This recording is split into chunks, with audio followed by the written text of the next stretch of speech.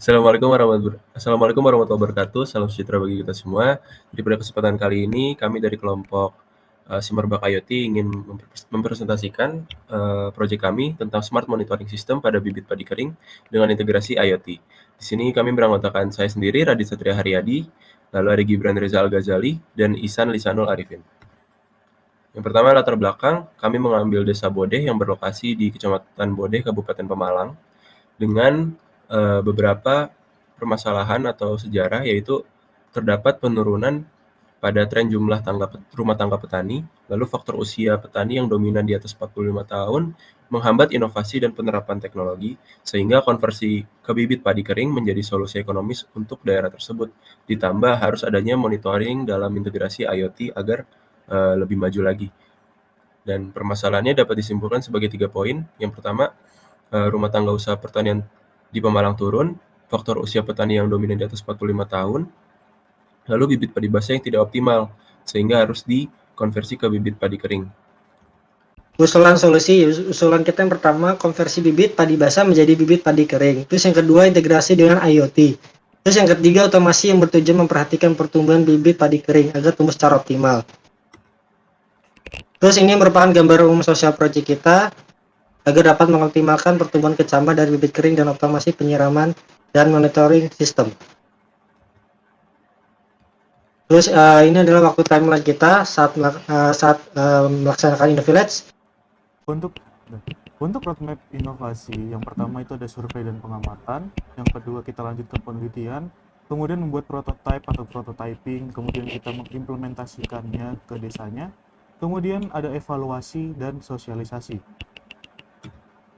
Nah, untuk harapan sosial projectnya, yang pertama ada peningkatan jumlah rumah tangga usaha pertanian, yang kedua pengurangan kebutuhan tenaga kerja eksternal melalui automasi dan sistem IoT, kemudian yang ketiga keberhasilan implementasi smart monitoring IoT yang membantu petani meningkatkan hasil panen sesuai standar SDG 2 yaitu ketahanan pangan dan SDG 12 yaitu produksi keberlanjutan.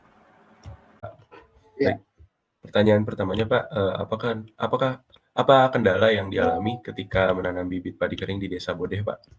Ya, kendala paling utama itu emang di bagian distribusi air, penyiraman, ya, terus juga itu faktor utama karena intens per 2 jam kayak gitu. Baik Pak, oke berarti saya simpulkan kendalanya di penyiraman air dan harus intens 2 jam.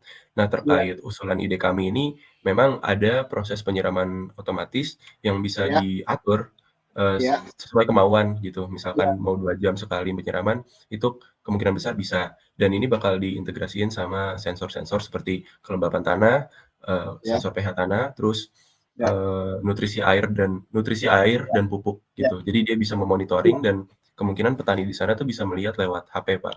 Nah, menurut Bapak, apakah solusi tersebut tuh efektif gitu, Pak, untuk ke depannya?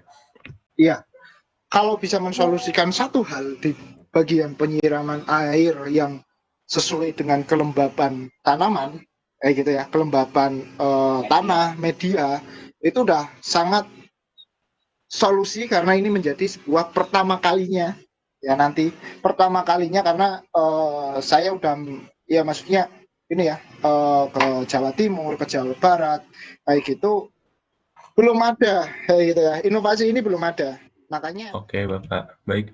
Mungkin terakhir apakah Bapak ada harapan terkait inovasi ini ke depannya Pak untuk jangka panjang untuk masa depan atau skala yang lebih besar?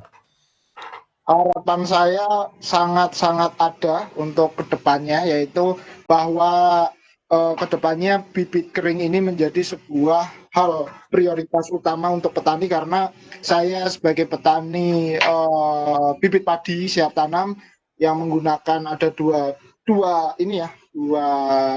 metode kering dan basah karena saya praktek sendiri, saya praktisi di pertanian juga bahwa bibit kering itu kan menjadi primadona nanti ke depannya karena dari ketahanan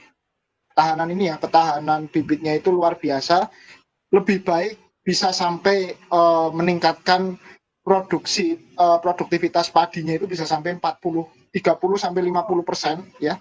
Ke depannya gitu. Kurang lebih terkait wawancaranya mungkin sudah selesai. Jadi terima kasih banyak Bapak atas waktunya.